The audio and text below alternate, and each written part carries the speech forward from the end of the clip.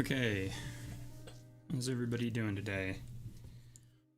The microphone loud enough? Hop over to the live scene here. The cat Yoda is here somewhere, so she'll probably jump up and say hi. Let's change playlists really quickly here. Let's go to...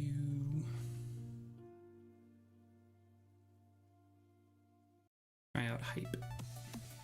Oh, that is very hype. Alright, let's see if I can stand this or not. I might need to change it. How's everybody doing so far today? Alright, thank you Ryan, thank you Peggy. So we're going to be taking a look at the Tetris project that I started last week. And it looks like internet is acting up again, so I'll have to make sure I'm paying attention to whether or not everybody can see me. If I notice a problem with my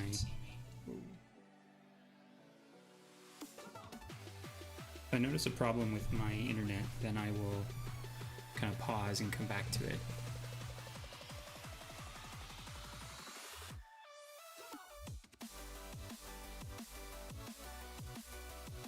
Okay. I did. Alright. So, because of the weird internet issues I was having last time, I'm going to be recording this one as well. So, I'll archive it, but the archive from last one I think starts like 5 minutes in or something like that. So, if the archive doesn't work the way I want it to, then I will supplement it with my own recording of today's stream. So, hi Smooch, what seems to be the problem?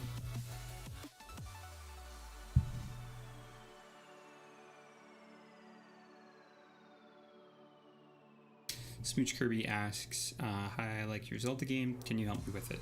So, I'm not sure what kind of help you're looking for here. Okay, also, where I teach stuff, I always make like a Google Doc on it, just to kind of explain to myself how I did something, and for my more advanced students to kind of show them how to do stuff.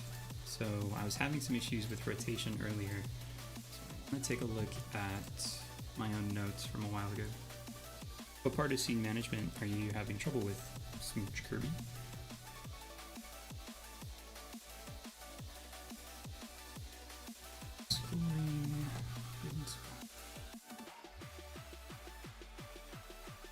This is for a hard drop, I think. No, this is for if you hold the key down, it should speed up. Tape.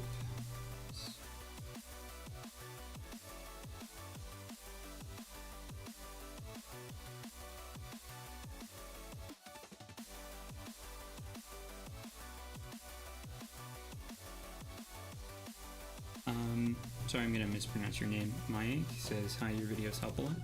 Glad to hear it. I'm always glad to hear I can help anybody out. Switching scenes from place. Smooch Kirby, I went over how to switch from place to place. I don't, could you tell me exactly what the problem is?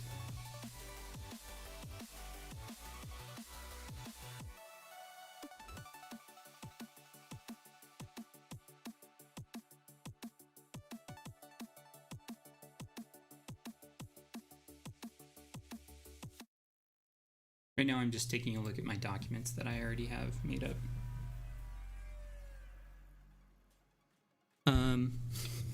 Really.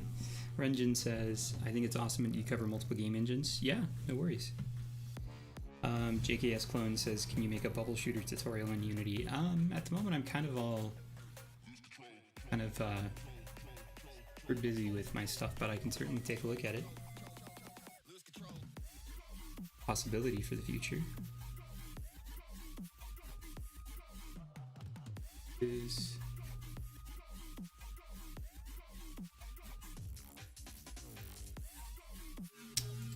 I'm looking to see if I wrote notes on rotating pieces.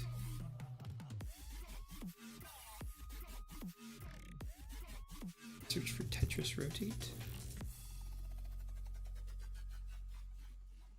Rich Kirby says, the person goes to the original place when you start the game. I have to go, sorry. That would have to do with the way that you're saving information from scene to scene. I cover a better way to do that later on in a video I think called Persistence. But I understand if you gotta go. Okay, so in my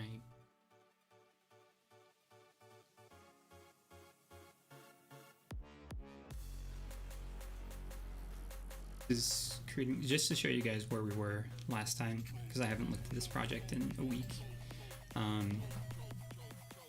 Here's what it looks like now. So we're able to create pieces, but when this rotate, or I think I just turned the rotation off because it was not working like I wanted it to.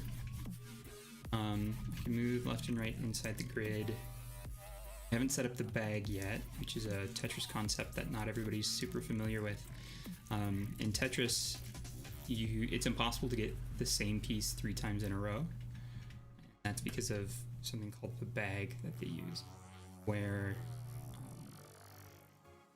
man, I really rotate that, where it's the same 7 pieces, and what's random is which piece out of the bag you're getting. But once you draw a piece from that bag, then the piece isn't in the bag again until the bag gets refilled, and it gets refilled when every piece is taken out. All right, so rotation is what I want to look at here. So I do not have Visual Studio open up already. I think I did last time, but I don't say. Grid or group? Either way, I need them both.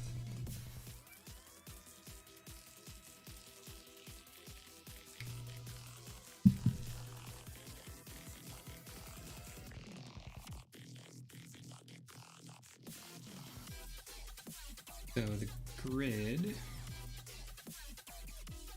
we've got land piece, stores pieces in the grid, deletes the full rows. So it must be grouped then. Yep, this here's where I have my rotate code. So out. Oop, I didn't mean to get last one. So I want to just rotate. Pablo says, is this part 2? Yes. So the live stream I did last Friday, set up everything. So today I planned to go through and just kind of go over some ways that this can be juiced a bit. So at the moment, I am just getting the rotation to work better. So I just kind of want to jump through here and take a look at the positions. And if I debug, I should be able to see their absolute positions. This is the debug menu. I don't use it super often because what usually happens is people will get this debug menu open and then not understand why they can't see what they normally are, or what they normally can, and it's because of the debug menu. Hello, Jervis. How are you? Pablo, no worries. Thought I could see the key here. So this rotation being 90.000001, I think is part of the issue, because it's going to store this piece incorrectly. See it? Right, so it thought the piece was in a different position than it is. I wonder if the vector round function.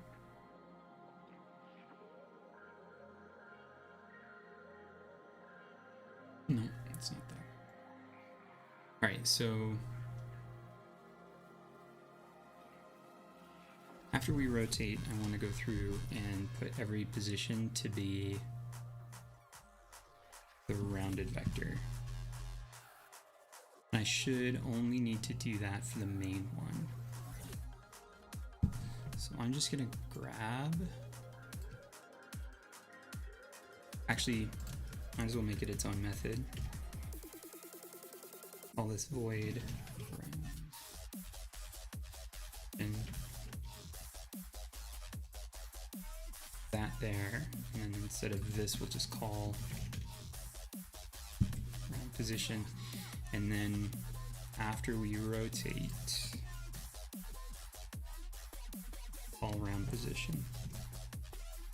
That might be the issue. It's probably not something that simple, but we'll find out in just a second.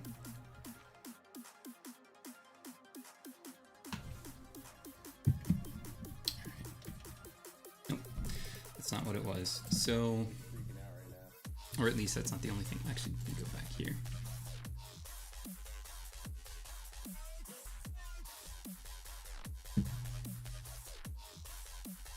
Floating point thing again. So I think I want to round the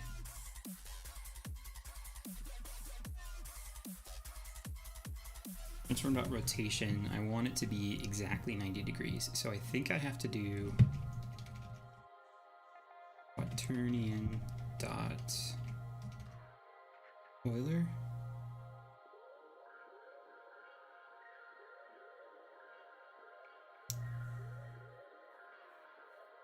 So I just want to round. So we'll do this as .rotation.x, rotation.y, and then mathf.round,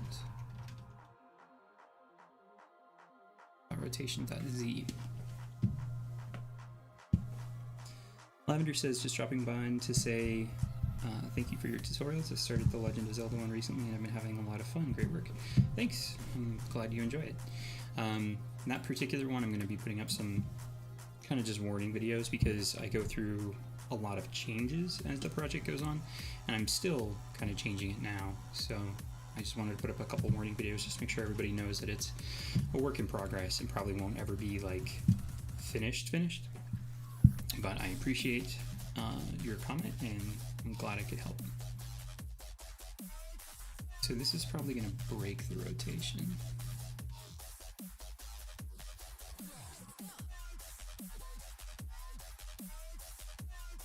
Here, file that.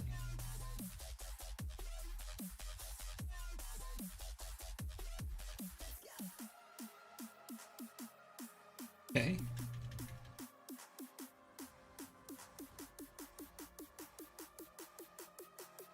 So it broke the rotation. I want to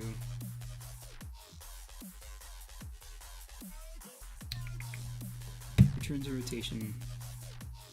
Oh, that rotates. Okay. So I think I was immediately rotating and then unrotating it. So I don't want to do quaternion.Euler.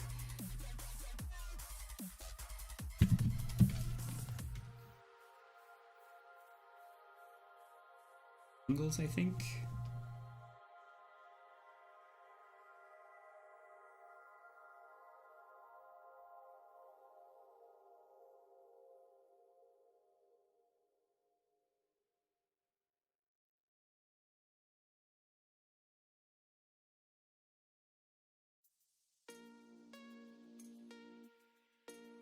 Whether angles can't be used like a method. Oh, okay. Whether angles, so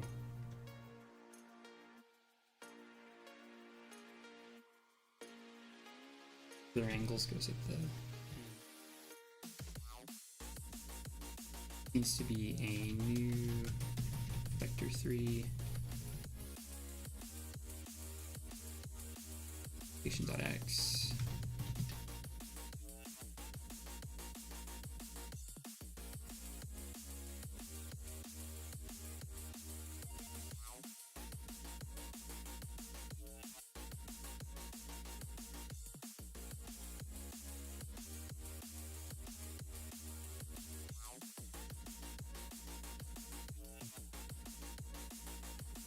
The Cater says, well, I hope you're having a good time here, again, supporting in a live of yours. Thanks very much, The Cater. I appreciate that. So we're rounding the position, and then I want to round the rotation.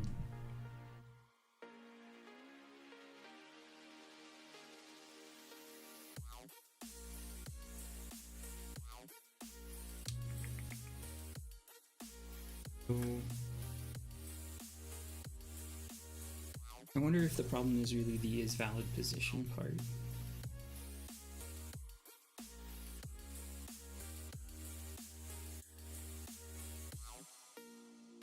Valid position. So we're making a temporary vector out of each block's transform position. And then checking to see if it's within an empty in the grid. So in the grid,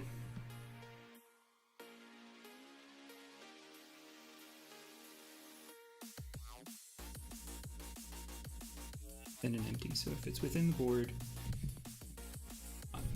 and this requires a specific position, which makes sense. Okay,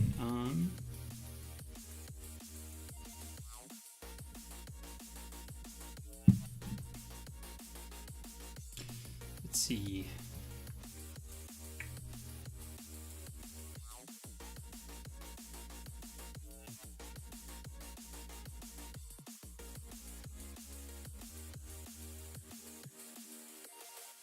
So maybe it's this.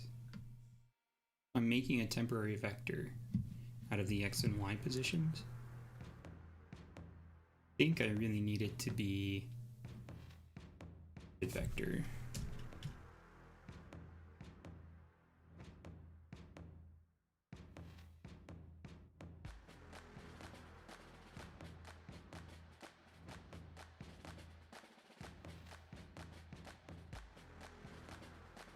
Okay, after this I'll take a look at my actual documentation I've written for myself.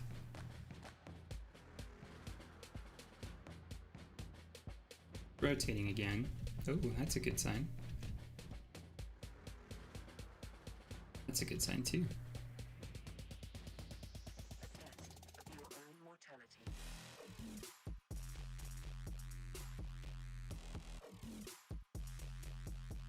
I only ever use just one rotation direction in Tetris, which I know there are people who are like way better at it than I am. That would probably bother the heck out of. Alright, cool. So we've got this nice working version of Tetris, but it's not very juiced right now. We don't have any way of keeping track of score. When I rotate the pieces, it looks strange because I have the pieces themselves made to simulate 3D a little bit, and that means that when I rotate them like this, it means that it looks kind of strange. So let's fix that first, and we can go from there. And how good is Tetris? It's like the perfect game. I could almost just sit here and play this for the rest of the live stream, which would be the most boring live stream ever, but holy cow, do I like Tetris. Alright, anyway. So let's start with that rotation thing first. So for the rotation, so if I rotate the piece, I want to then go through and rotate the child pieces a different amount, so the opposite amount specifically. So I want to go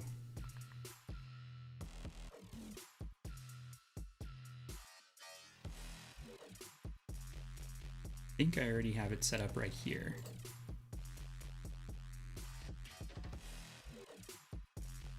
So I want to go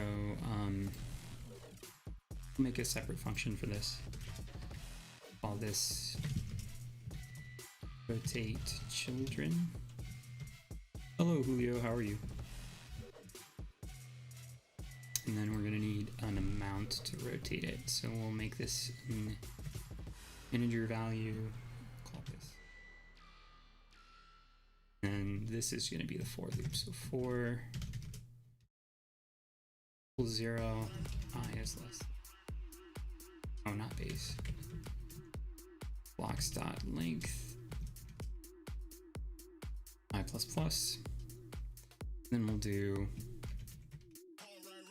blocks I dot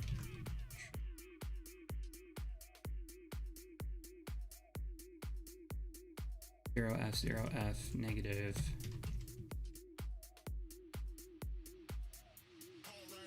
or not. No, we'll just do amount here. So I'm not going to take that code exactly. So I'm going to iterate through all the child blocks and rotate them the opposite direction. So do rotate children, negative rotate amount. And here, rotate them back. Rotate children, rotate amount. And then we'll round all their positions. Yeah, that should be okay. Internet user Dev Senpai, I'm learning a lot from your vids. You're amazing. Thank you very much. I'm glad I could help. They're a work in progress, as is my understanding of programming, so glad I'm able to help anybody. Okay, so now I want to see if that's going to work. Okay, that looks way better now. Quite so freaky. Can't rotate out of bounds. That's good. Alright, so now let's save effects for last. Let's start with some score stuff. So I'm going to make a UI. I don't want a raw image.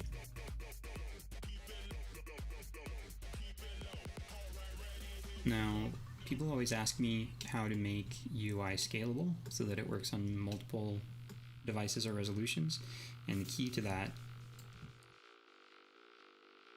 100% is manipulating the anchors. So for this one, I want this to be a kind of a score, so I'm going to put it up here. Now I have a mock-up of this here, what I wanted this to look like. So I put this piece, I kind of roughed it in 29 pixels. This is 1080. That's like 3%, which isn't a great number to work with. So back here in my scene with my image, I want my anchors to be exactly where I want this to be, and that way it will have the exact same screen real estate no matter how big or small the screen is. So before I do that though, I want to make sure that my canvas scaler is set to scale with screen size. My reference resolution is 1080 by 1920, which is what everything's kind of built in reference to. So for my min x, I want this to be, say, 5% over, so 0.05. For my min y, actually, so let's go min and then max. So for max, I'm going to say 0.4. Estimate about where I want these to be. So for y, it's to be 0.95.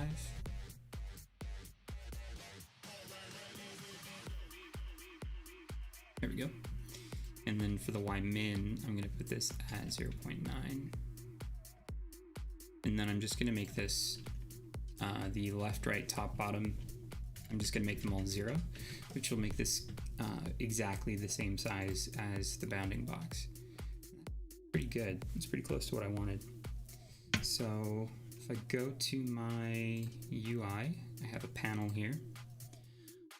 This is already set up to be a single sprite. The filtering is fine. I don't want any compression.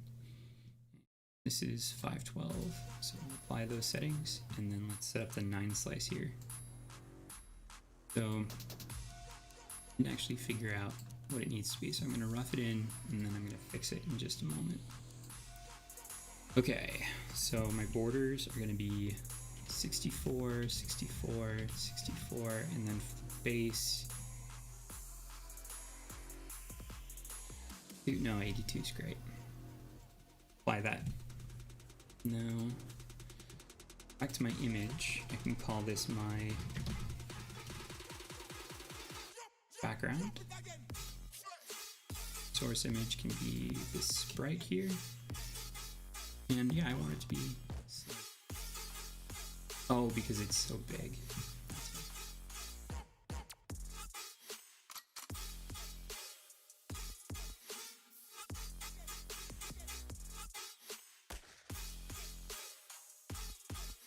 Wait.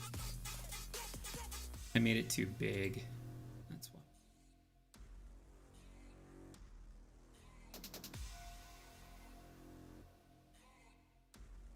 Let's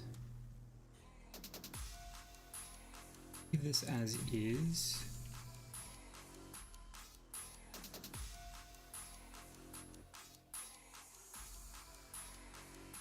Scale up? No. I'm just gonna leave it. I'll leave it like that, which would be great, but it's fine. It's fine. It'll be fine. So now I'm gonna make a Y TextMesh Pro, which requires TextMesh Pro Essentials.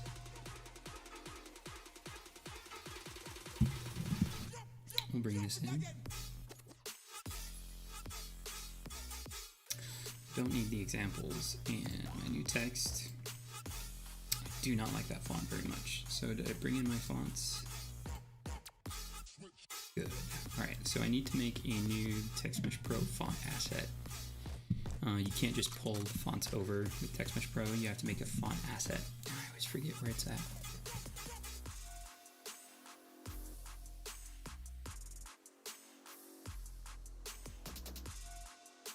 TextMesh Pro font asset. I just do that? Pro. Alright, that's weird.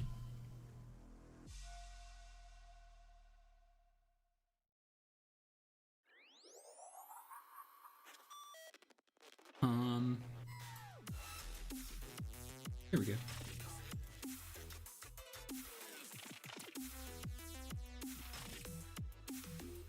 Am I missing something here?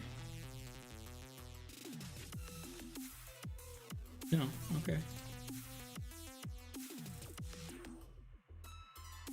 Oh, a font file, okay.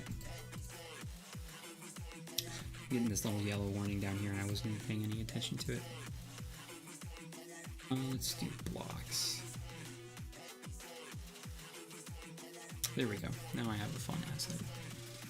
So let's go in here, grab this score font. And that. My scene, I'm going to manipulate the anchors again. So I want the anchors to represent, I want this font to kind of always be. So I'm going to put the left one at 0.04. The right one at 0.96,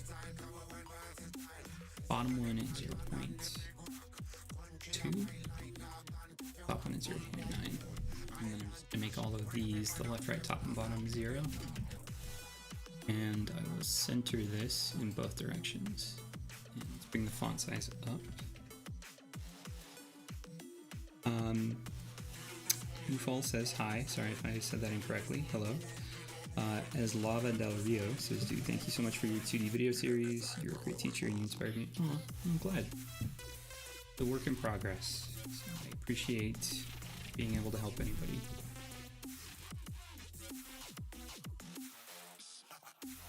Here, let's go.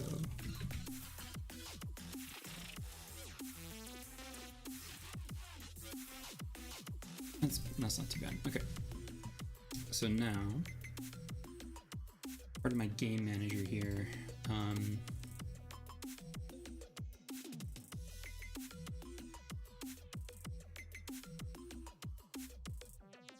yeah, so on my game manager object, I'm going to make a new script called score manager. It's going to manage the score.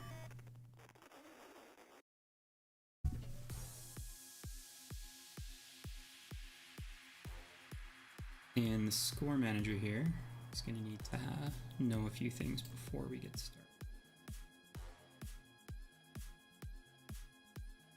It's going to need to have TextMesh Pro, so using TM Pro, and then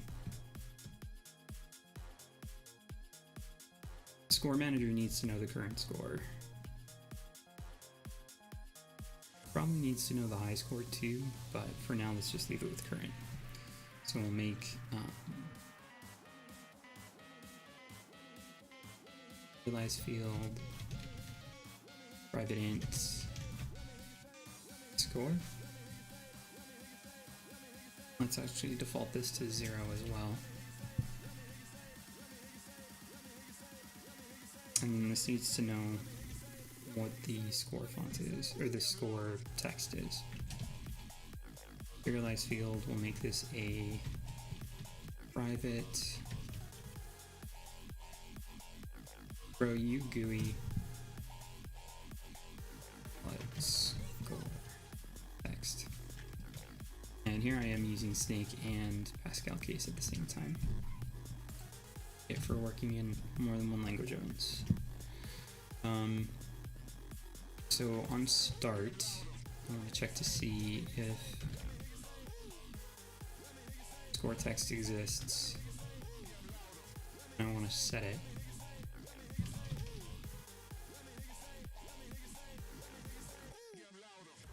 To blank string plus, and then I'm going to make a method here really quickly to set the score text. So this, actually this is just gonna be that. I'll just call that method from start. Have function to increase the score. This is going to need to be public. This is going to be called from the game manager. So public void increase score. We need to know the amount that we're increasing it by.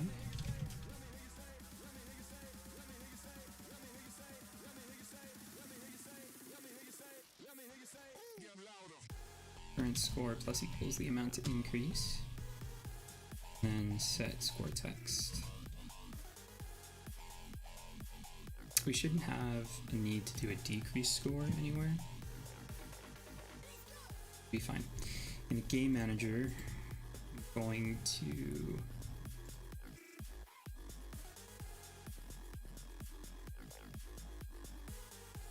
actually, it's not the game manager that's doing it, it's the grid itself.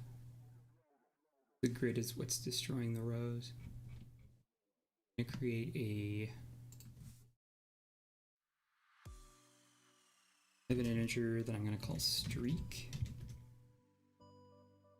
Other one.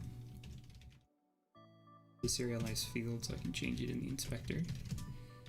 And we'll call this like row value, and then I'll create another one that's a reference to the score manager.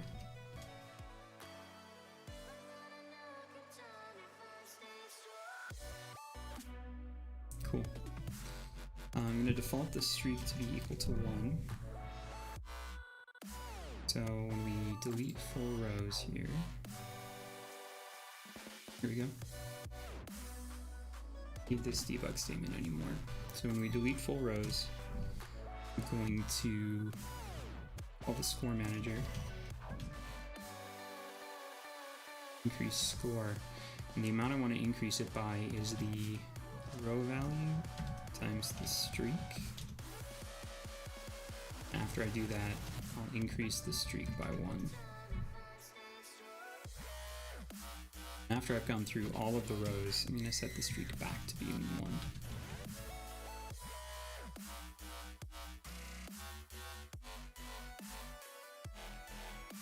Yeah, I think that'll work. Now, the game manager here, I'm going to need a score manager.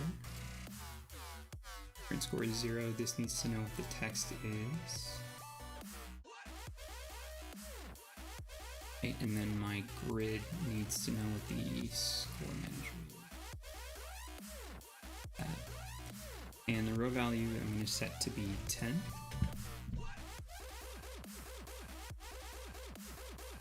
Let's try. Could automatically go back to 0. That's a good sign.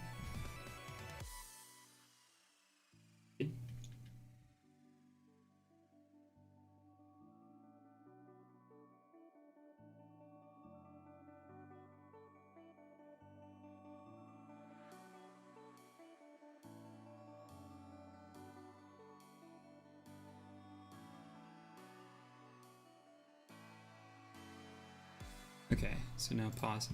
So, no. Keep going. Ah! Wrong button. Good lord.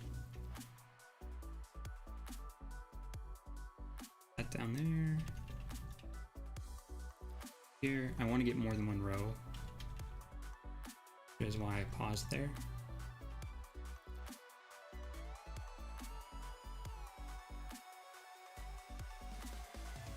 See, if you have the bag, stuff like this doesn't happen, and I guess that should be the next thing to implement.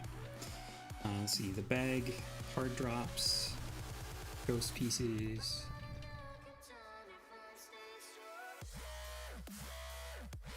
This right here.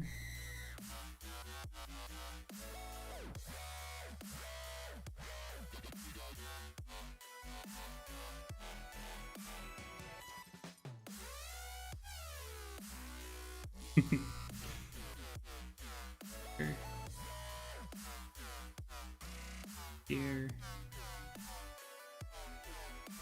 I want to get more than one row at once, and I could just cheat because I control over which pieces are even able to be pulled, but right now Tetris is just awesome.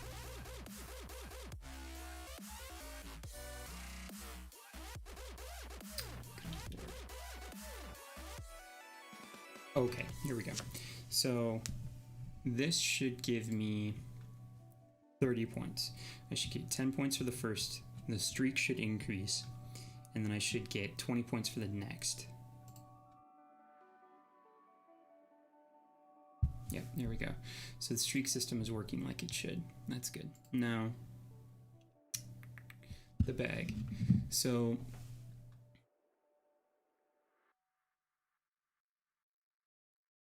I have game manager here, which is where we're creating a new piece. So I've got my pieces, and I'm going to create another array that I'm going to call the bag. Private game object array. We start, say the bag is equal to pieces, and then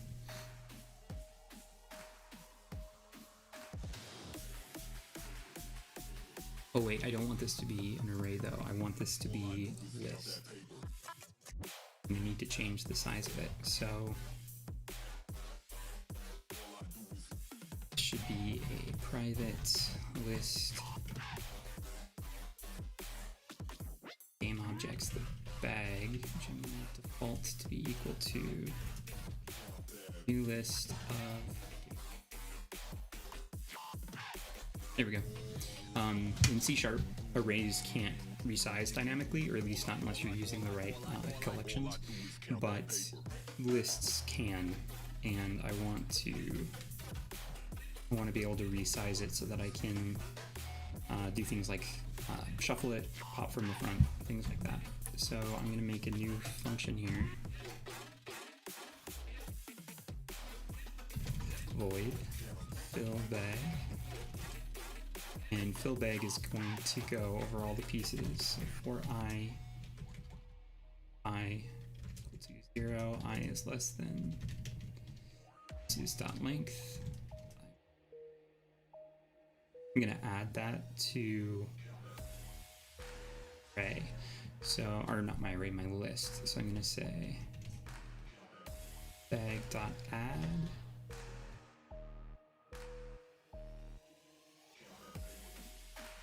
fill the bag beginning, and then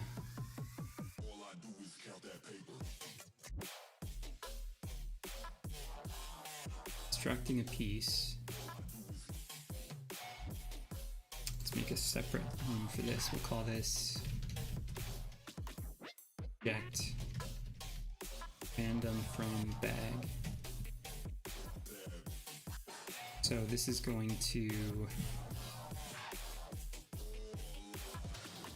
if bag dot count 0. If there's nothing in the bag, then I want to refill it.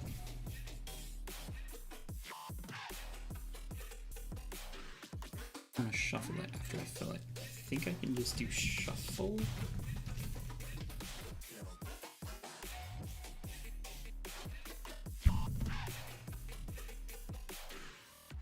So I can do put in a link to do that. Let's convert copy equals find all type.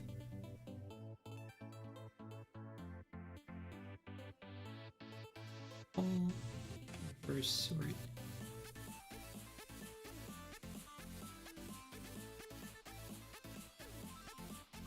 I think I have to use system.link for that.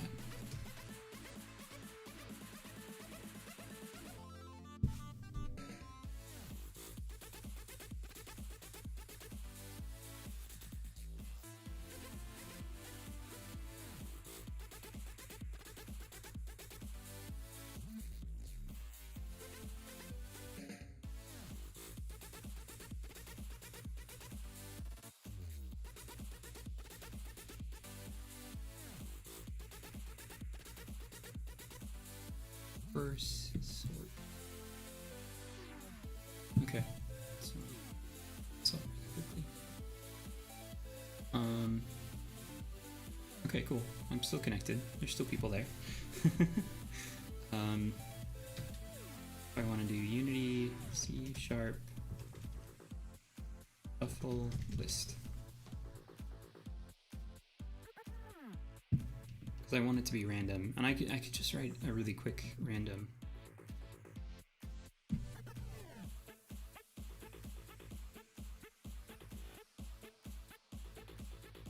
Okay, that's what I'll just do then. So I don't have to randomize it then. At this point, I can randomize it when I'm getting a random one from the bag. So if the bag is empty, then fill the bag, and we're going to say all this temp index is equal to the bag dot actually random dot range bag dot count range. This is what I get from using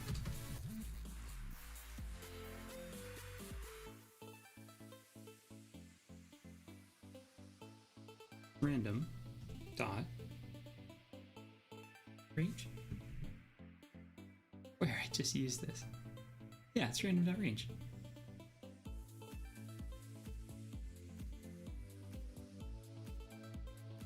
Oh, it's because it brought in Unity mathematics. Grr. The random.range 0 bag.count.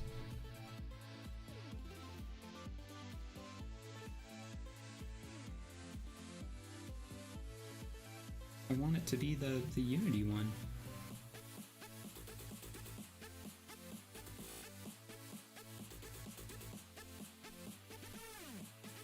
This is all because I brought in link. There we go. Okay, so now temp index. Then I want to take that one out of the array. So turn. And I just return the bag dot move at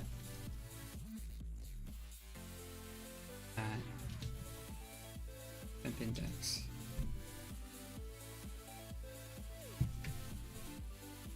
Parentheses because I'm not referencing.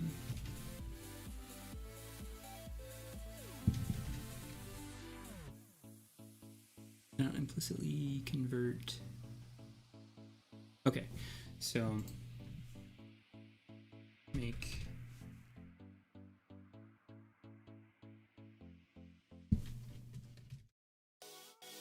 object temp to bag dot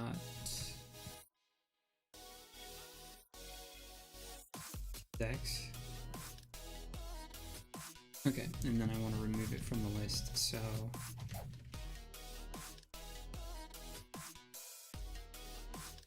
object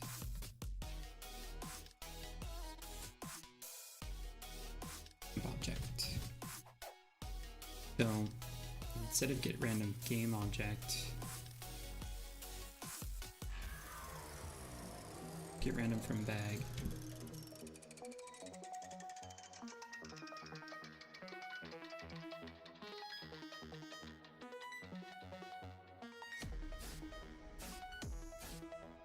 Okay.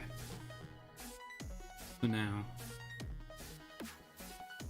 let's see if I broke this or not. Game manager, there it is. So I've got. Not save that? Oh, I did. Oh, because it's private. Okay. So let's go to debug here. So I can see the bag. Currently it's 0. When I hit play, it should fill up with 7 things. David asks, will this video be available on YouTube? Yes. The first part is already on YouTube. And then this is going to be on YouTube as soon as this is done. So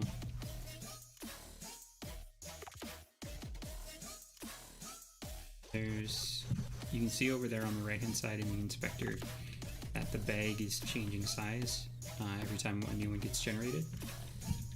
And I haven't had the same piece twice yet. You could have the same piece twice if it's one's at the end of the bag and then it ends up being at the front of the bag again. So this is the last one, and then the bag should resize itself. I guess this is the last one, and then the bag should resize itself. There we go. Sweet.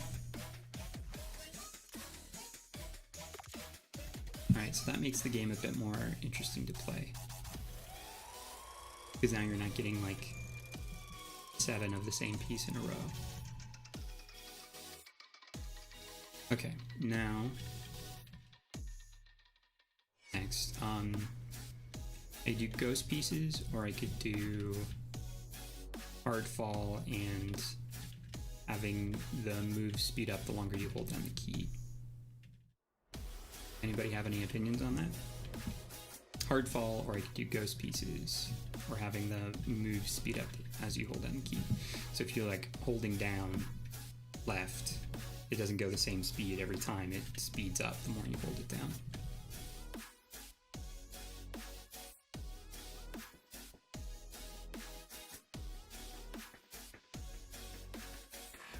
Anybody have an opinion on that?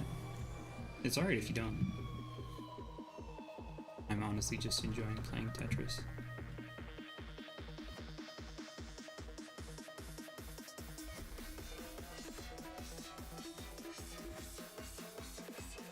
Even if I'm not very good at it. Although, I have won Tetris 99 before. I will say that. I didn't write this one, he wrote this one, I don't understand.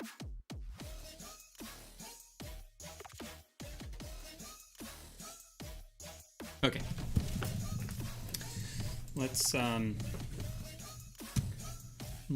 do movement speed up.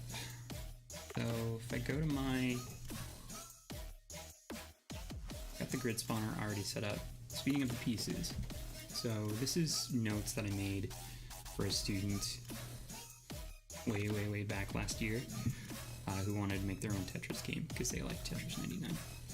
So code the shift pieces right.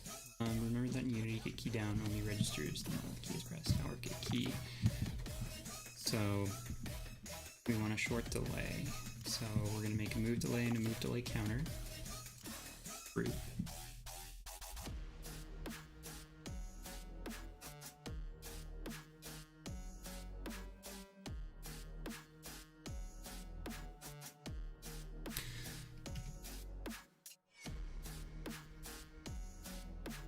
One is going to be private.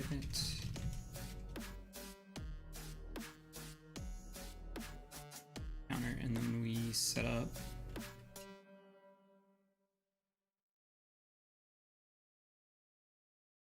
move delay counter is equal to move delay.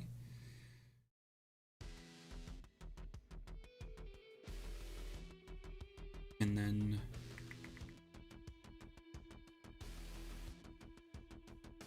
oh, it's the game manager that's doing this. Good lord. Let's cut this from here. Let's go back to the game manager.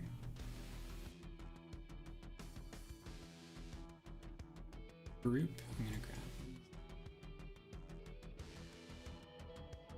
here. Now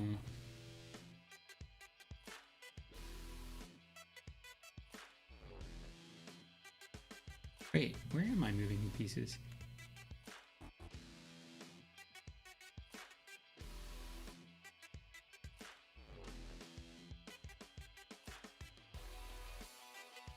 Oh, I am moving them here. Good lord.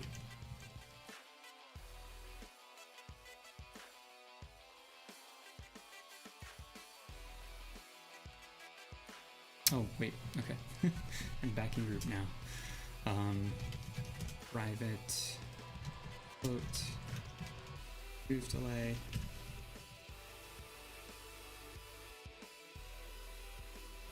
Move delay counter.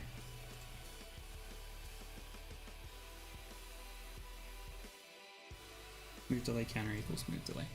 Alright, so then in update, I want to decrease that.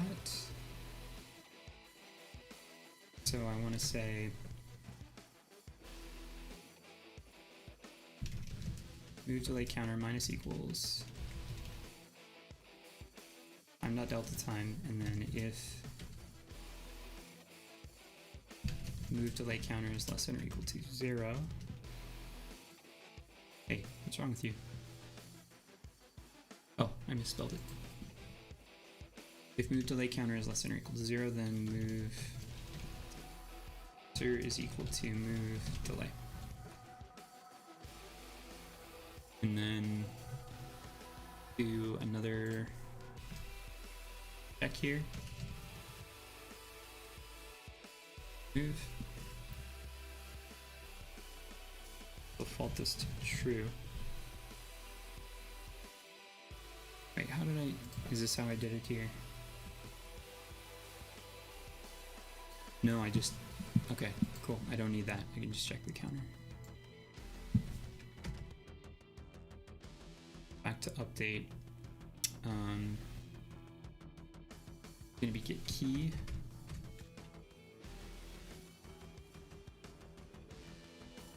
Delay counter needs to be at the end before I check any of these. So if that counter less than or equal to 0, add these as conditions to each of my movements.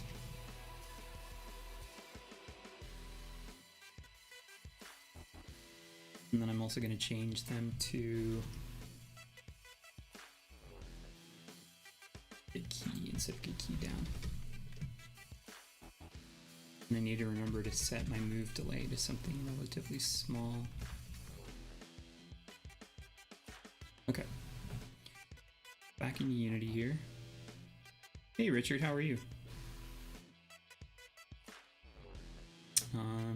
Game manager.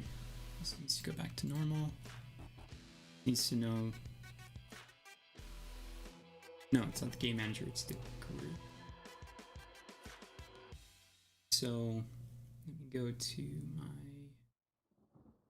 versus prefabs. Edit all of these at once. The move delay I'm going to set to be 0.2. Tired but cool. Good to hear. Pretty late where you are, isn't it? Okay, so there we go. Better. Now I want it to speed up over time. So every time it does something, I want it to decrease that move delay counter just a tiny bit. I'm just gonna add a quick little here. I'm just gonna call this like I'm gonna call this move delta.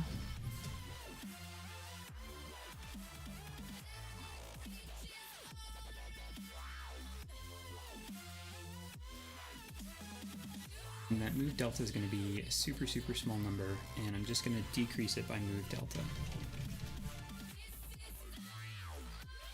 I'm going to do this anytime I use.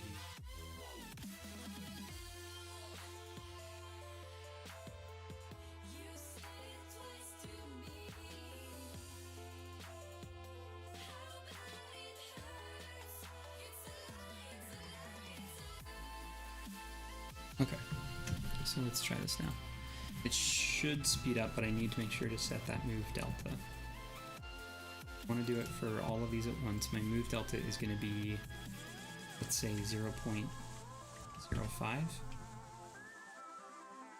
So should do 4 moves, and then it just will zip right over.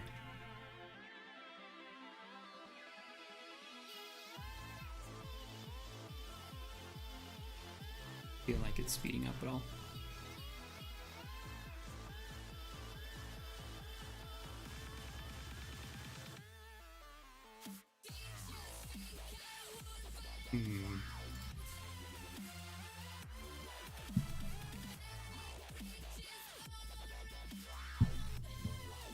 Delay counter, simple move delta.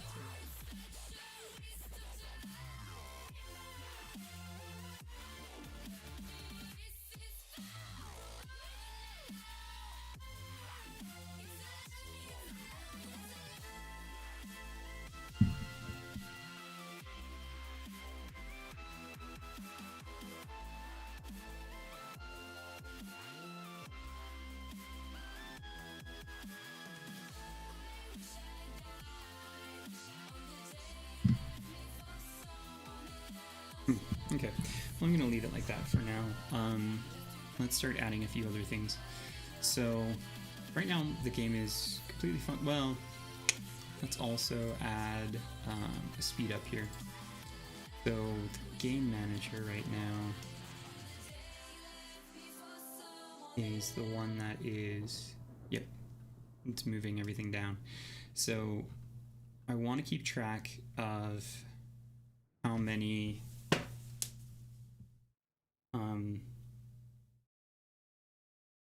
rows have been cleared, and then say every 20 rows I want to speed up the game. So the best place to keep track of how many rows have been cleared would probably be inside the grid, and the grid has access to the game manager, which means the grid can tell the game manager to speed up if the number of rows is increased. So we'll call this a private integer. It's going to call it num rows for number of rows equals 0, and then every time we clear a row, which is where I increase the streak, we're going to increase the number of rows. So num rows plus equals 1, and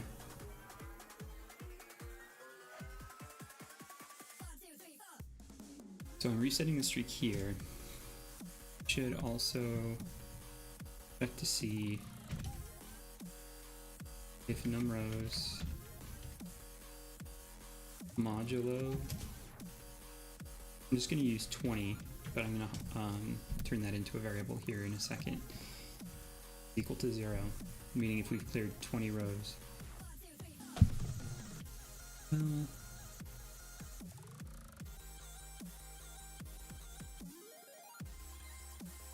let's do, because you could clear like, you could have 19 and then clear 3 and then jump to 23, which would not work for this. So let's say if numRows divided by 20, set that is greater than 1. This 20 needs, let's not even leave it hard-coded, let's just fix it right now. So let's do private integer, and we'll call this like rows per level. And I'll default that to 20 to start. And then this is going to be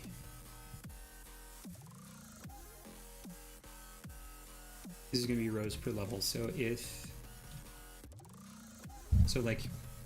we're 19, then 19 divided by 20 is less than 1. If we jump up to 23, 23 divided by 20 is greater than 1. Let's say greater than or equal to 1. Then I want to reset the number of rows. And I also want to tell the game manager to speed up. So game manager, I'm going to create a new public function to speed up. Public void speed up. The game manager should be in charge of how much it speeds up. So we'll do serialized field public float, and we'll call this like speed up. And what this is going to do is decrease the move delay. Move delay. Move time. So I want to do move time minus equals. Yep, and then if it's, I want to have like a minimum amount of time. So we'll call this like serialized field, so it's not moving every frame. Float, we'll call this like, let's call it, no, min speed makes more sense even though it's really a max speed. Or min delay, that's better. Well, move delays from counters from earlier to this. Right, so private. Alright, so we've got speed up and we've got min delay. And then if move time is less than equal to delay, move time is equal to min delay. Hey Milkman, I have this up in my my live stream playlist right now. If you want to take a look at the beginning of it, I might put the code on GitHub. I don't know. It's something I've just kind of been messing around with, just to get some more practice working with 2D grid-based puzzle games. All right, so then in Game Manager, I've got public void speed up. So then in grid,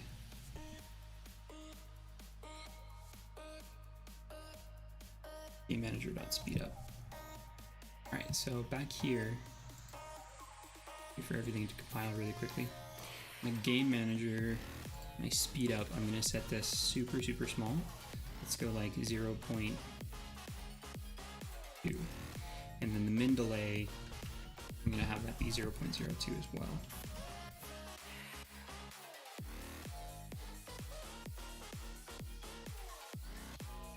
I also want, just for fun, to make sure that this works right, I'm going to put the rows per level down to 1 for me to test this.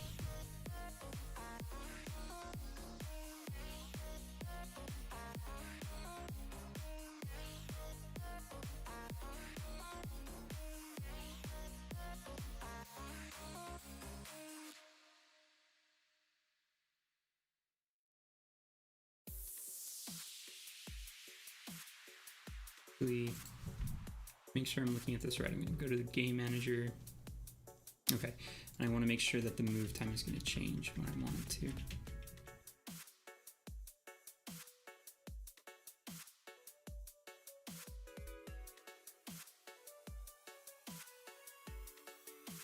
Cool, it did. All right. Now, because of something I did in the group, my movement's a bit laggy.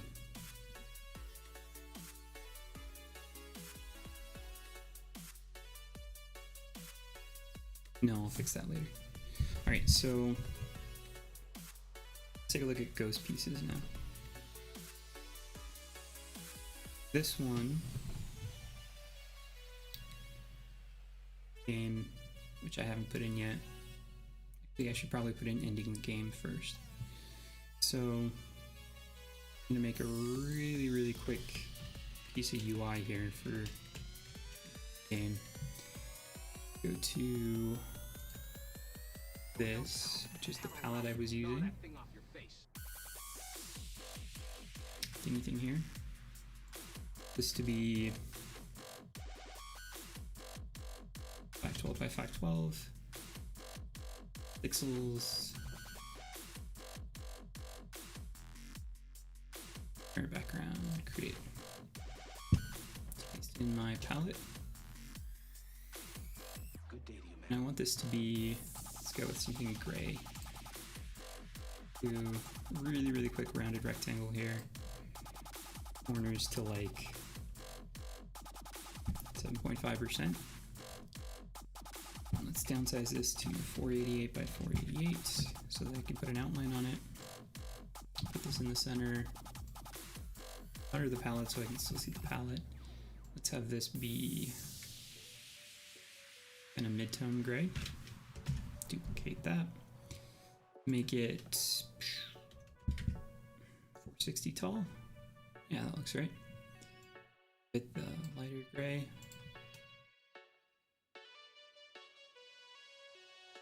And then inside of that, effects, line, color, dark gray, 12 pixels. Yeah, Richard, I love Affinity. It's my go-to program for anything artistic. Does that look?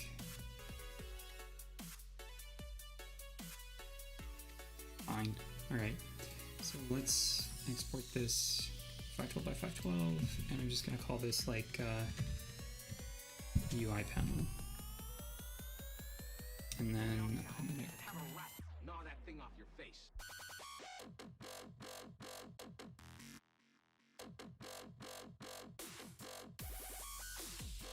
directly into my background. So max size 512. No compression. Here's fine. Single sprite. Apply. Sprite editor. Go 64.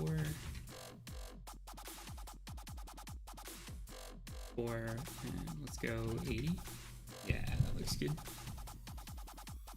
Apply the changes. Yeah, just, I don't know, the snappiness of Affinity's snap settings I really like, and the general way that you do stuff to me seems more intuitive than Illustrator. but me make a panel here just to kind of cover everything. So we'll make it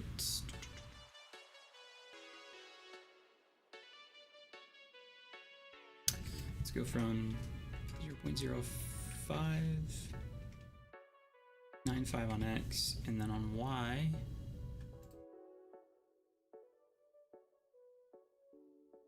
go from 0.1 to 0.9. Okay. I've heard about Fireworks, Richard, but I haven't used it myself.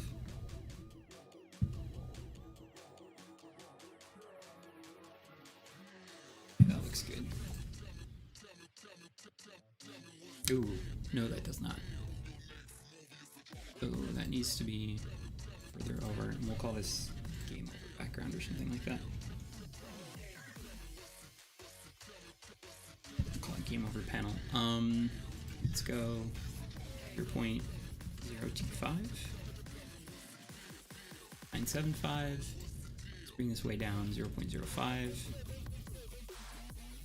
Yeah, let's try that.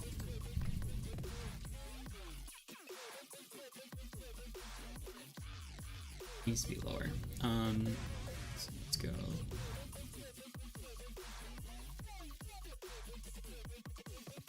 Change that.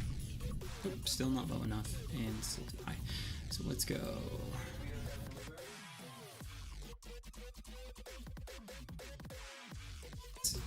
It's really gonna annoy me that 0.015. Seeing that tiny bit of white underneath it, and then this is too tall.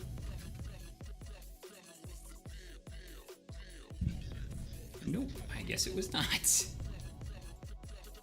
0.9. Split the difference in 0.85. Nope. 7.5? The joys of messing around with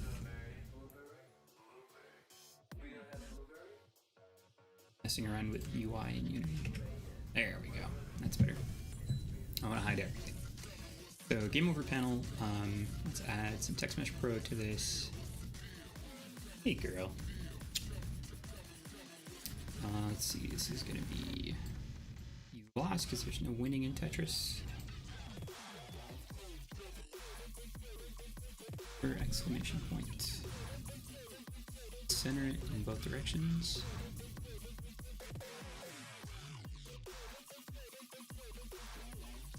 There. There.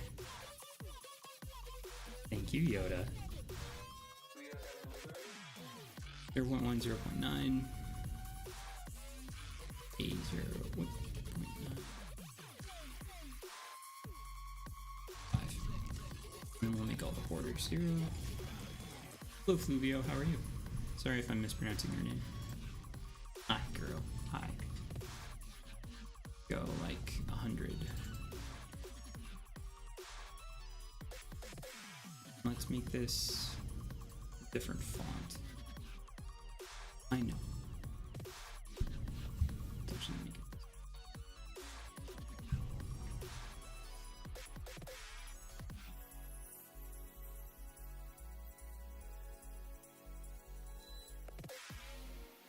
Yeah, that's not too bad. Yeah, that's not bad. All right, and now, hi, Curly. Let's make a button.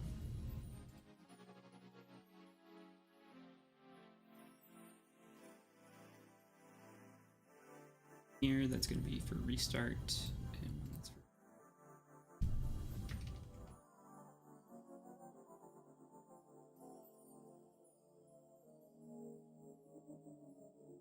for up, and this is I'm not too bad. Got a cat here who thinks I shouldn't be able to reach my keyboard, but other than that, I'm not too bad. Hi, girl. Her name is Yoda.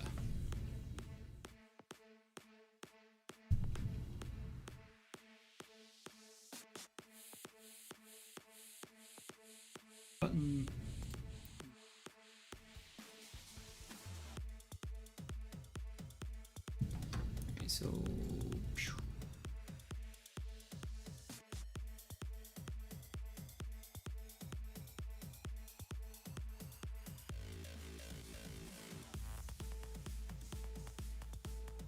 all right, and then for both of their texts, I'm just going to bring in the same blocky font. Yes, you're right. I shouldn't be listening to my headphones right now. You are right. And then for both of them, let's put that like 2. Okay. Then you can put other stuff here like score, high score, things like that. But for now, I just want to get the game over functionality working. I know.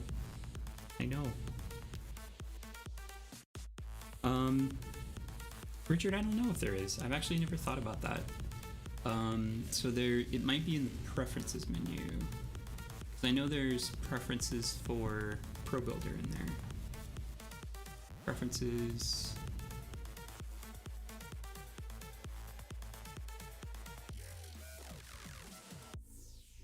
I know TextMesh Pro has its own menu.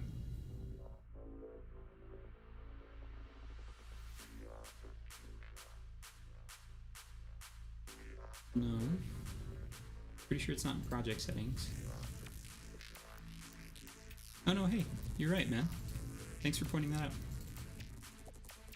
So it's under project settings and then under TextMesh Pro. Thank you. I'm gonna leave those buttons alone for now. I'm not gonna replace them with anything.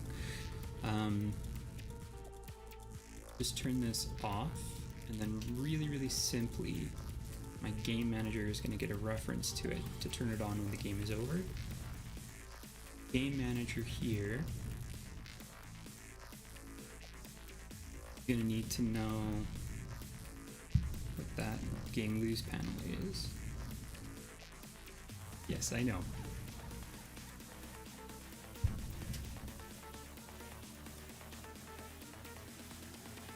Call this game lose panel, and then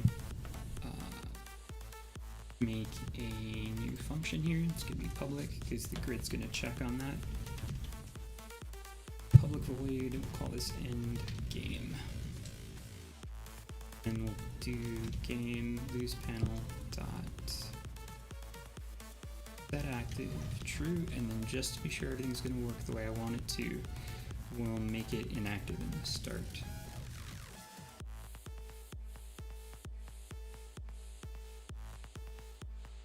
Alright, now the grid needs to check to see if the game is over every time it lands a piece. So call this void check game over,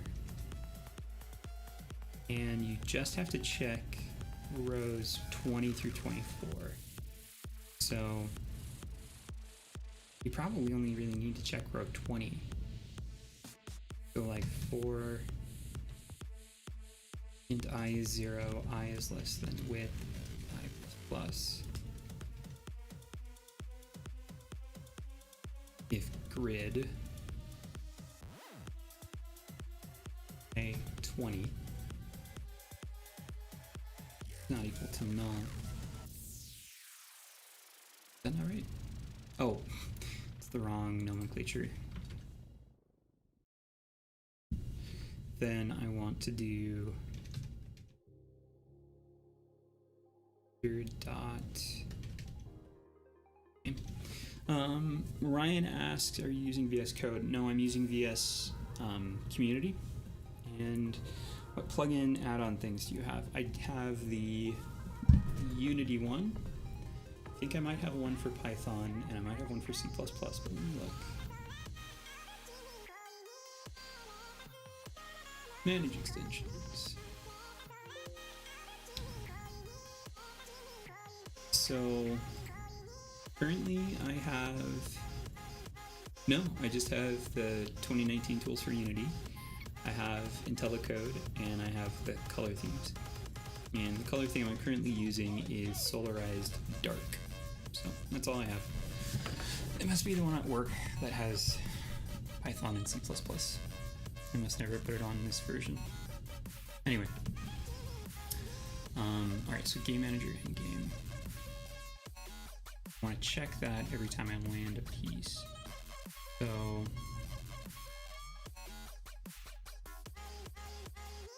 there we go. So when I do land piece, what did I just call that? That game over.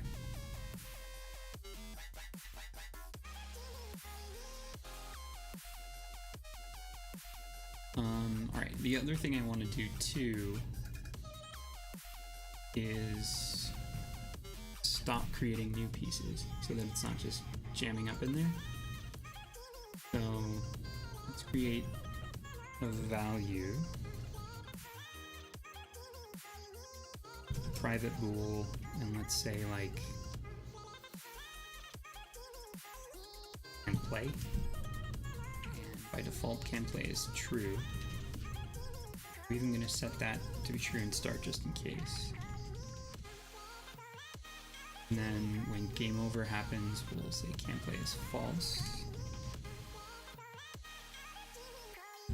And then also, when we're constructing a piece, we're only going to do this if we can play. We're constructing a piece there. We're moving stuff down. I'm going to do this. Say if not, can play. Turn. We're also reconstructing pieces here.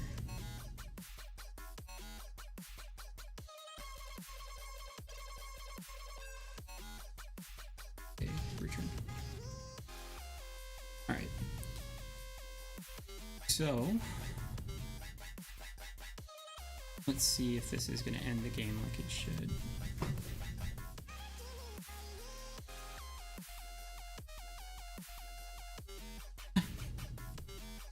Okay. Interesting. Oh, okay. Game lose panels. Needs to know what that is.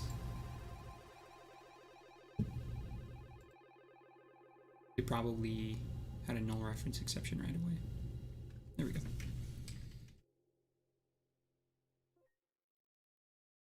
So I'm just gonna go nuts stacking these.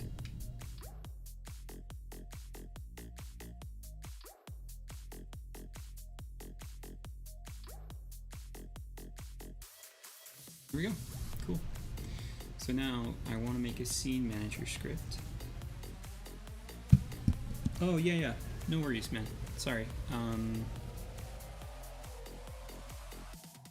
Richard asked if I can put the music a little bit softer. Is that better? The music's there because I have this pathological need to fill silence. And so it's to keep me from making those weird noises I make during videos sometimes. Like that, like I just did right there.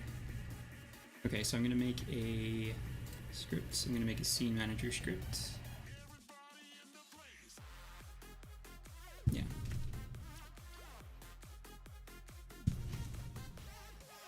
And the scene manager is gonna exist specifically to either reload the current scene if we choose restart, or quit the application. So we're going to do using the engine.scene management.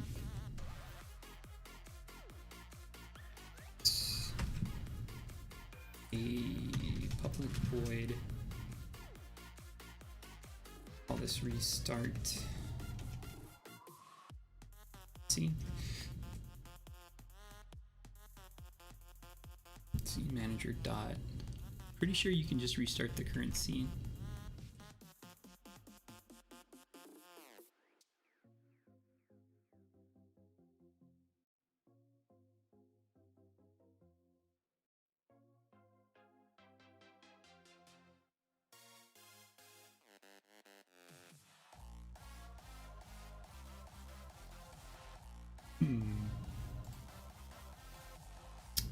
Have I forgotten how to use Scene Manager?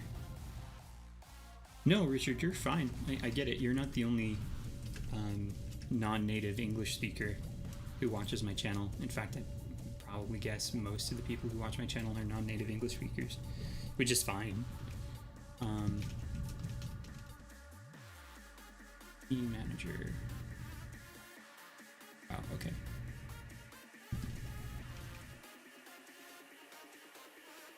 I have forgotten how to do scene manager.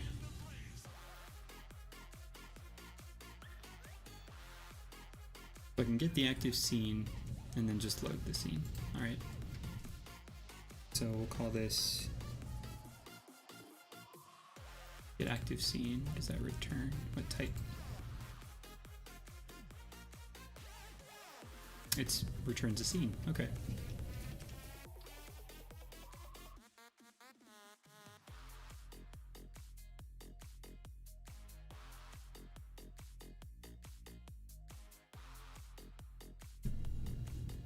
That not what it is.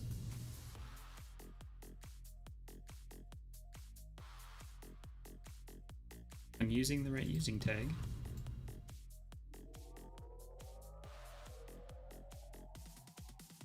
Oh, Wilson, you have no idea how often I do that. Thank you. Good Lord. So we're gonna call this scene controller instead.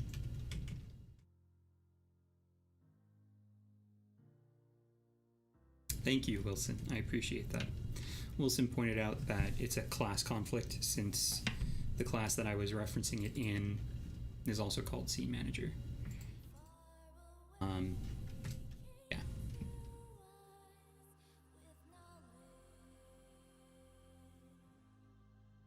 Using Unity Engine.scene management, we'll call this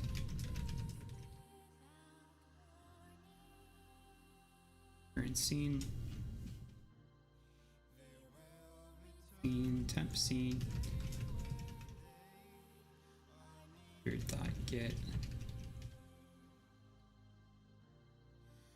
I probably have to get rid of the scene manager class that I made anyway.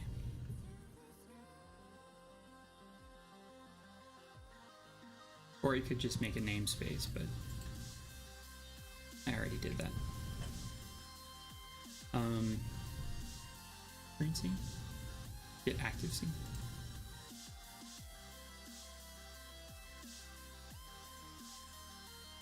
And then scene. Temp scene.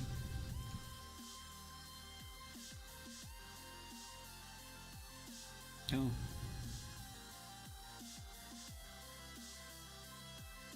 Like load.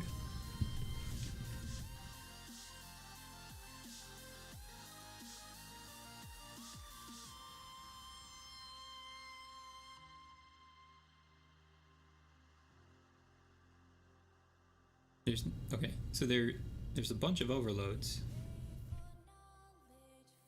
What are they? So the name, the build index, the build index, the name. Okay, cool. So none of those are what I was expecting it to be. So I just reload the current scene.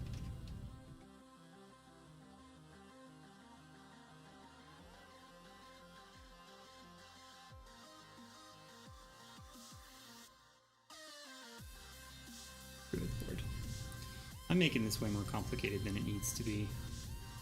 It's just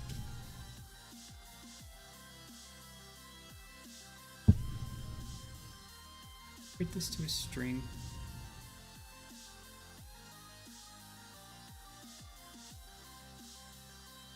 So let's just do scene.name then.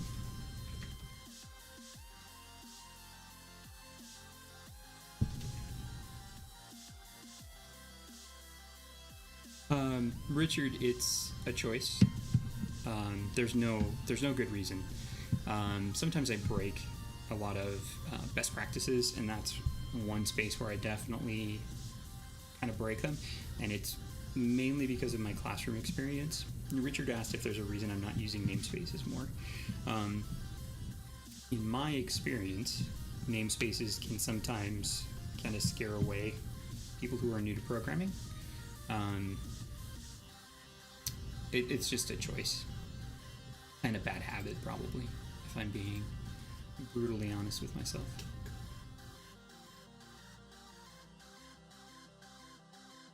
Scene controller, and then button here.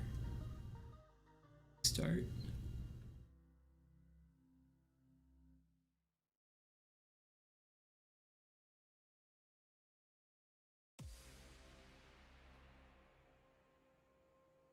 Go. And then let's do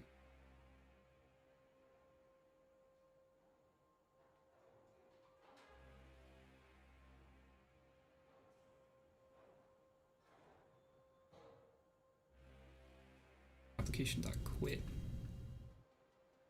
That up too. So quit button.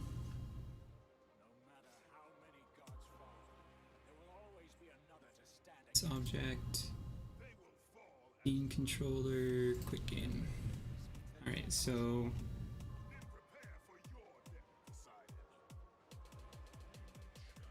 Richard says about namespaces again. Okay, I think everybody said it's better to use, but I don't. That's probably true. I know quite a few programmers though who have taken me aside and asked me to try to do better in my best practices. So, metaphorically speaking, of course. Alright, so I want to just check really quickly to make sure that my stupid jury-rigged reload scene is going to work. Cool, so it did. I don't. Good to hear. Alright, so this was going to be all juicing, but I've done almost no juice so far. I've just added score, ending the game. So let's get to some juice. We've got ending the game here. Making the shapes, we did that a long time ago. So ghost shape, speeding up the pieces, that needs to be revisited because it's a little wonky. We got scoring, we got setting up the grid, speeding up the pieces. All right, so we want to look at the ghost shape. So here's the basic logic. I had to write this out for myself because I kept confusing myself on how to do it. So you make a clone of the active shape. You make this shape pale color or semi-transparent. You move this clone down as far as it'll go, but not store it in the grid. And then update the shape of this ghost as the current shape moves and rotates. Create a new one when the piece spawns. So breaking it down into bits and pieces here. So I need to have in the grid script, I want to have a ghost shape, a ghost color, and a Boolean value whether or not the ghost is on bottom. So I'm just going to copy this. So in my grid script, I'm going to add those values here. So I've got a group for the ghost shape. I've got a color for the ghost color. And instead of making this public, let's continue the pattern I've been using of making it a serialized field and private. Colors in Unity have a tendency to change to black, I've found, if I leave them too public. And then we've got a Boolean value that is ghost on bottom. So now if I save this and go back, I'll look at my grid, my ghost color, hey, white but semi-transparent. And I actually made a ghost shape. Yeah, I made a ghost block here that I can use instead, but for now I'm just going to do this. And then my instructions. So I've got this void here. I'm just going to grab it and go through it all.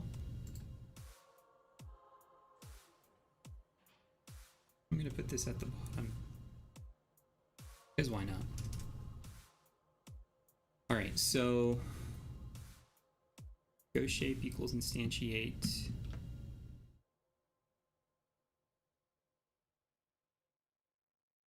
So this is a group, which is a piece that we're instantiating. Go shape is instantiate group. And I want to instantiate it at the transforming position and rotation as the original one. I pass in a group, and I'm just essentially making a clone of it. And I only want to do this if there isn't already a go shape. Why is this?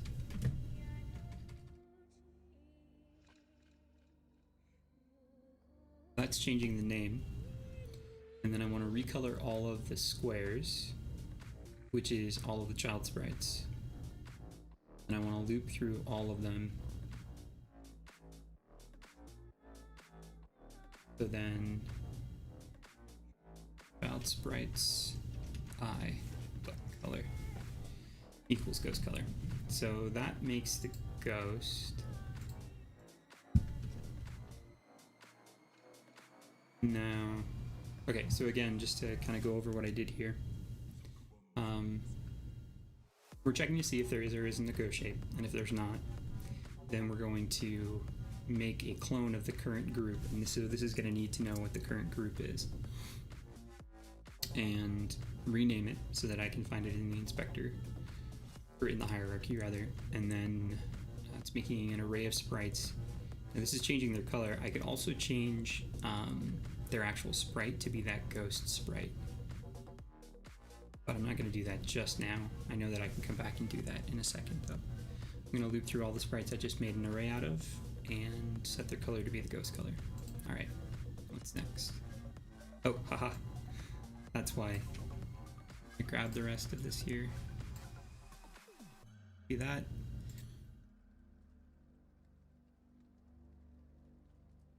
Oh, I think this is supposed to be here. So that's creating the ghost shape. Now, see me about this part. It's left over from telling my student how to do this. So I want to do go shape dot, and I think I did this move instead of move down, and dot down. That's I think how I did it in script, but let's make sure. Yeah, I did it move vector 2 dot down, but move must be public, or must be private. So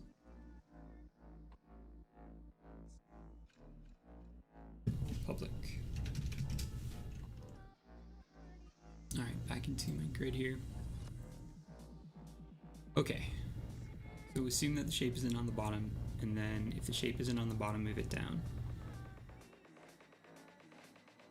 Hey Khan, how are you?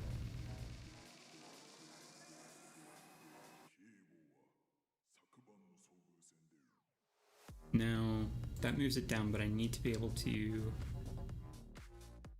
check to see.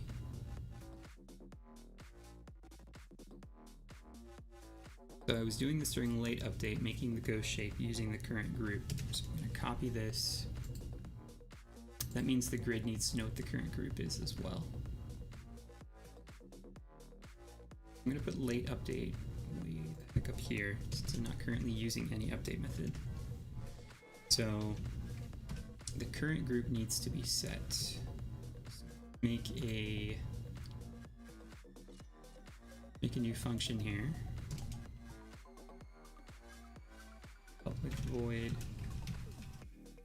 set current group, and then I need a reference to the current group.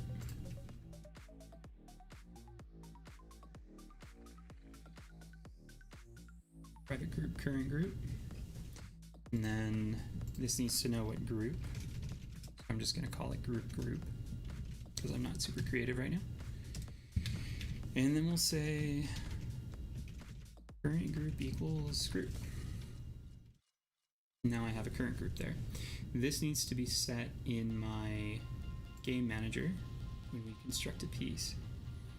So I also want to do grid dot set current group to temp. Now before I go any further, no, I can't yet because, well actually I can. If I go in here, I just want to comment out that make ghost shape. And this means that I'm just doing this to check to see.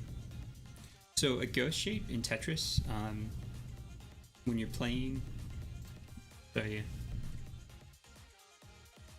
I couldn't think of a better way to describe it other than calling it a ghost shape. So a ghost shape is kind of a faint outline of where the piece is going to go down here, so that you can better aim where it's going. Some people have trouble seeing the grid, so they don't know exactly where their pieces are going to go, and so it's something Tetris 99 has, and so does the Tetris effect. It's just something I like. Now I want to make sure it's set properly here, so let's go into debug, and yeah, it knows the current group. And I just want to make sure, so I'm going to bring my S group down. Okay, cool. So it knows what the current group is. Alright, now back to my instructions for myself. Sun color with ghost shape, try it out, it should work, but as soon as you use the piece, it goes to follow. Oh, okay, so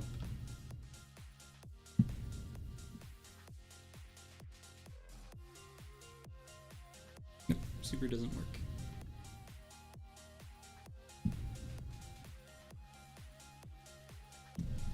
So let's see here. Unity. I want to see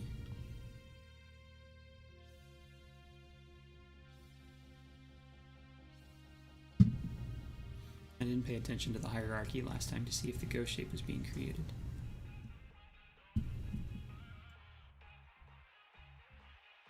It looks like yep, I totally did. I made an infinite loop.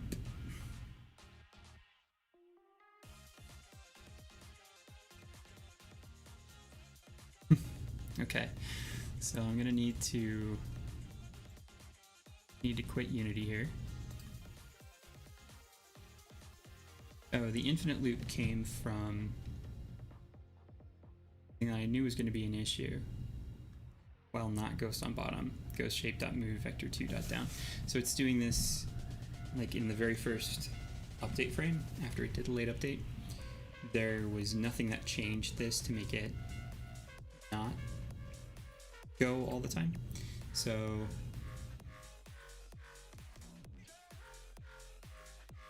this is why I have that see me about this part thing here. Moving it down.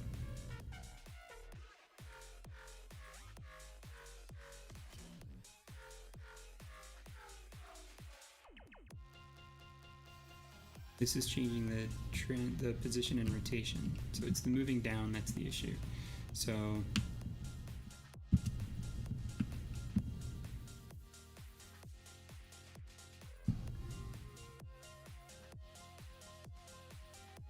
do to fix this before. So we're doing group, we're doing move down. As it's moving down. Oh, okay. I know what the issue is. Axe Attack says, hi, just wanted to thank you for your Match 3 tutorial series. Have a great day. Thank you very much. Glad to help. Alright, so the issue is I'm doing my move differently than I was before. So I want to jump really quickly here to see how I was doing it before. No, hey.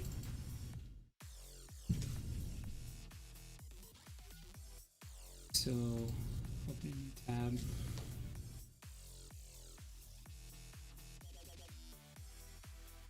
Counter equals move delay.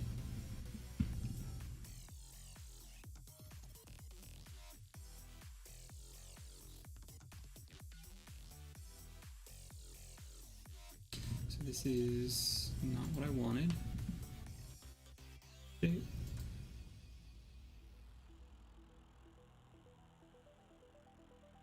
Creating the grid, creating a piece.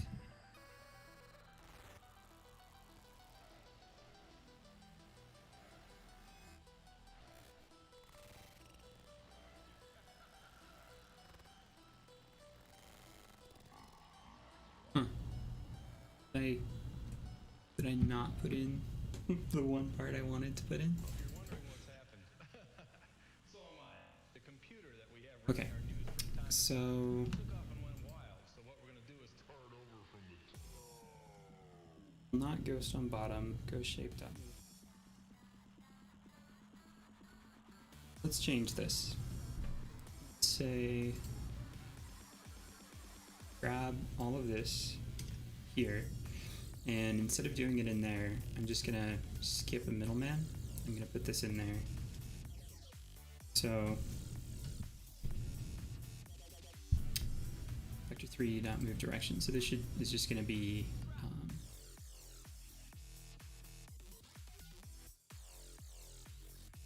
let's do vector 2 dot down, because I can just add that.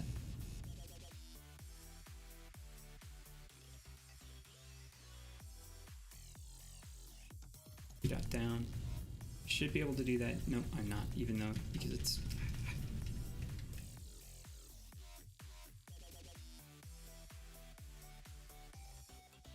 so I'll just do negative, no, 0 on x, negative 1 on y. Let's hard code them in, since that's what down is. Do vector 3 dot down. Probably be better.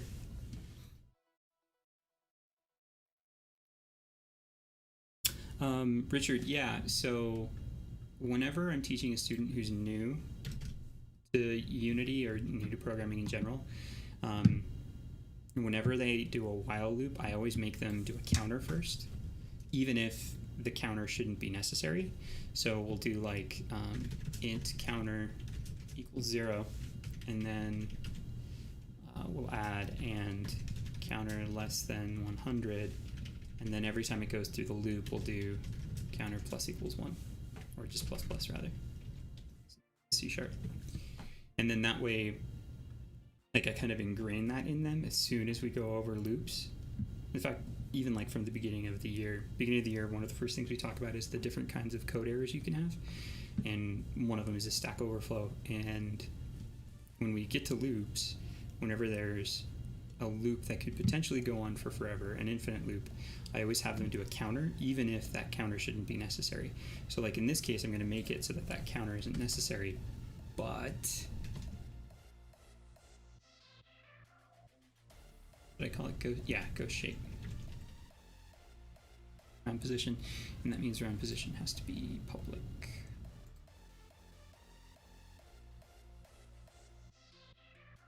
Does that make any sense?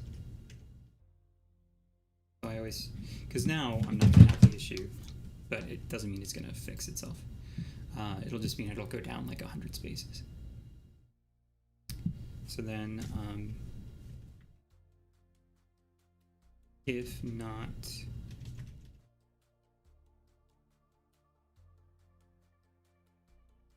call it is valid position in the group script.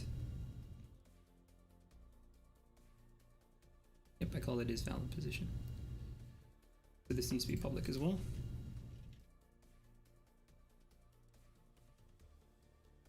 So if not ghost shape dot is valid position, not a valid position, then ghost on bottom true, and then I want to move it up 1.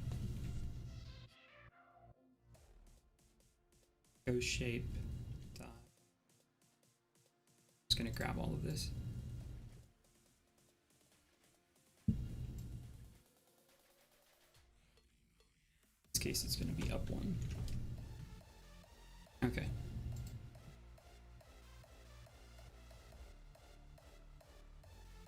Unity not quit. Yep, no, super didn't quit. I would like to speak to your task manager. That's what I always feel like whenever I bring up the task manager. I demand to speak to your task manager.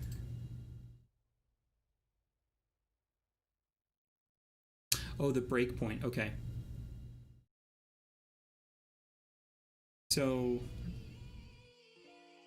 No, I hear what you're saying, Richard, about using a breakpoint to execute code line by line. And that's a good idea. I don't know how to do that. Because the way it works right now, the breakpoints just essentially boot you out, right?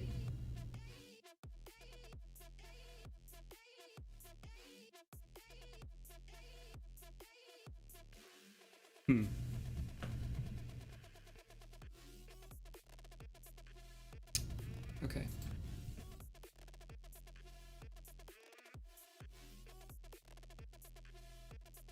So where's the ghost shape at? At 1019.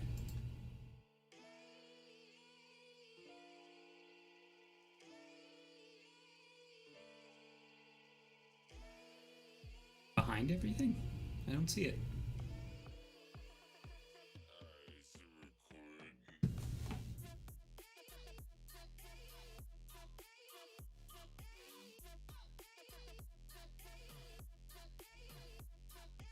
Oh, because the color is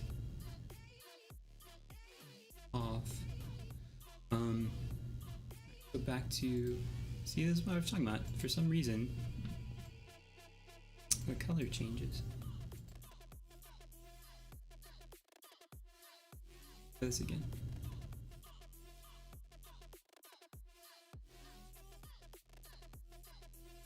Okay, interesting. So it's not going down at all. All right, so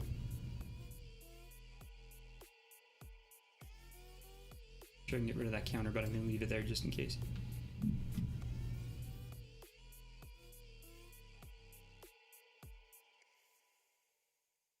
So now I want to do my else statement here. If there is a ghost shape.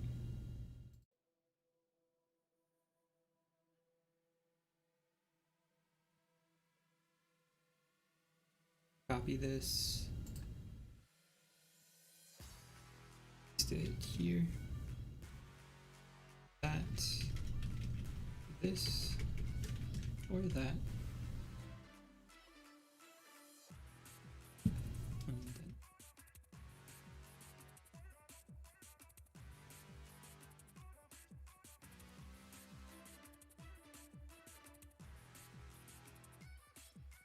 So we're setting the rotation and the position to be the same as the current group and then moving it down. So ghost on bottom is false.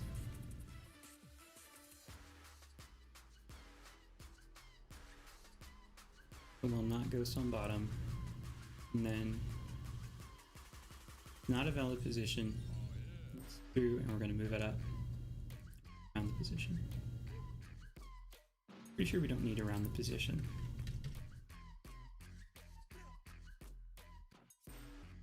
Code bit, by background noise, what do you mean? I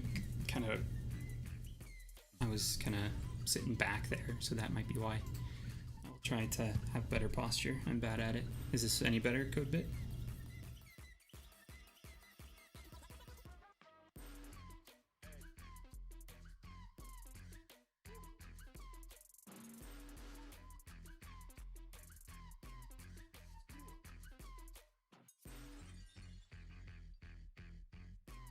Ghost shape now.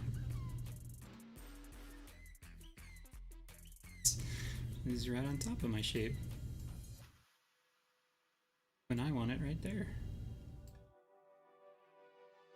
Okay, so what am I doing then? So this must not be triggering.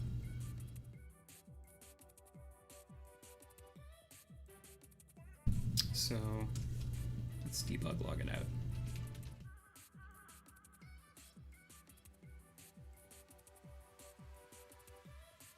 And then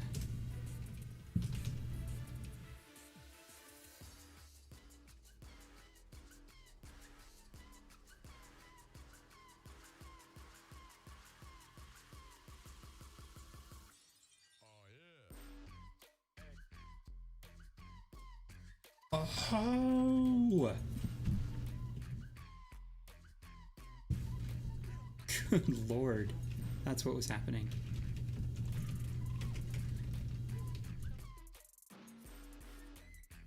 So I was changing the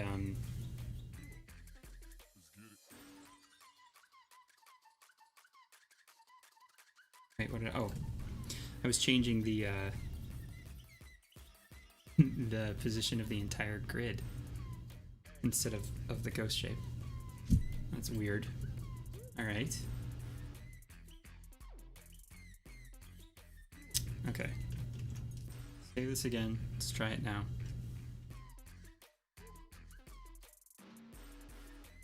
Okay, now it's one spot beneath it. Okay. So collapse. So ghost not on bottom.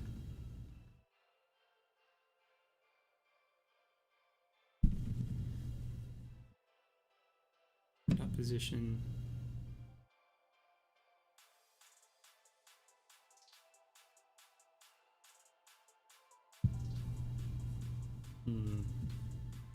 Hit dot round position. And then if it's not a valid position, then move it back up. But it's not doing this.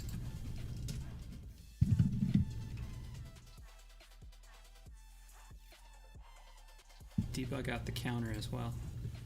This is gonna totally mess with my output, but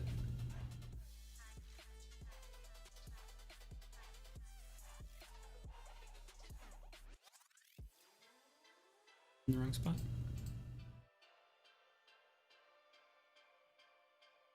No, I didn't. The counter's just always 0.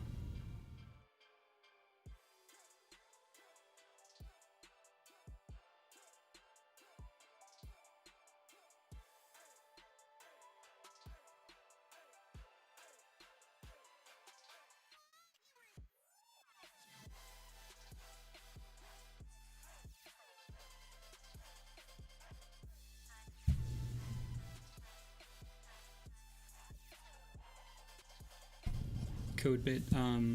Okay, I mean, I can adjust the volume in my settings here in Streamlabs. And as far as the background noise, the only thing that's going on right now in my background is didn't think anything. I turned off the dehumidifier. I don't have an air conditioner going. I have a window open. So sorry. If you're unable to listen very well, sorry. Or no, it's not your fault. Sorry if the sound is bad. It's better. That's an actual apology. Okay, so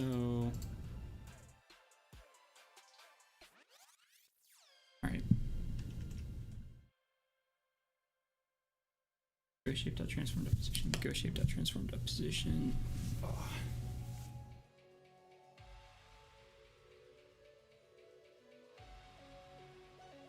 On the position here anyway.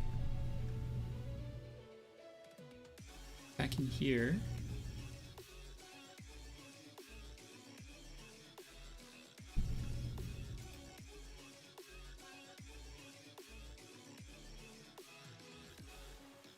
Go shape.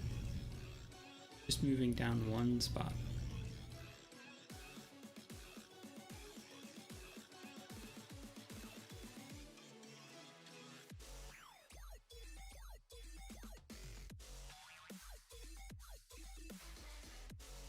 Okay, so I got bigger issues with my ghost shape than it looks like. Yep, I sure do. Alright, well, I think this is kind of as far as I'm going to get today. We have a fully functioning working game. I'm going to get rid of that ghost shape code right now, and then next week I can come back, and next Friday, same time, we'll be just doing juice. So next week we'll do hard drops, ghost shapes, particle effects, all kinds of stuff. We'll make it look nice and spiffy. And then I'll even go over porting to the web. So if you guys have any last minute questions, feel free to let me know. I will hang out here for a second. Me and my cat, Yoda. Call the Ghostbuster. Yeah, you're right, Richard. I should call the Ghostbuster. Maybe I shouldn't look at 1-year-old code and just copy and paste it from a Google Doc instead of trying to rewrite it like a professional.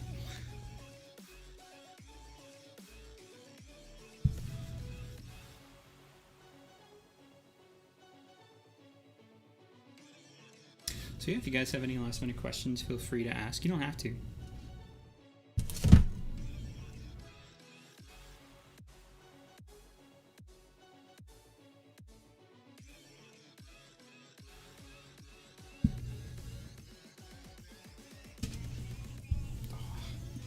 Girl.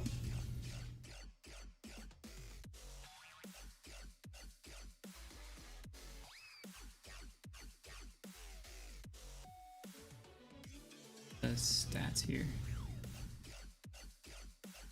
Never cut and paste code. I know. That's the thing. I share these Google Docs and stuff that I was going through. I share them with my students. And so that means that I have to go over with them. You know, like, code isn't a magic spell. Just because you copy and pasted it doesn't mean it's going to work exactly like you think it should.